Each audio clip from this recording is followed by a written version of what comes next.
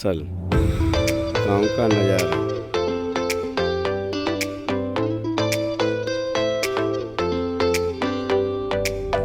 सुबह का टाइम,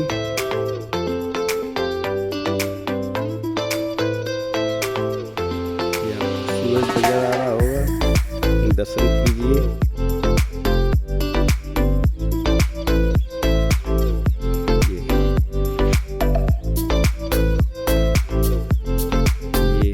गांव है, गांव के पीछे पहाड़ियाँ,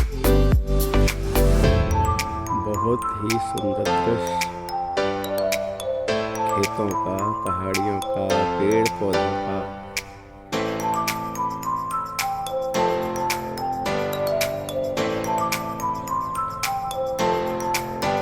कभी गांव आने का मौका मिले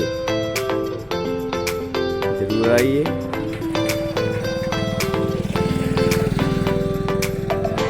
जहाँ तक देखोगे आपको खेत ही खेत दिखाई देंगे।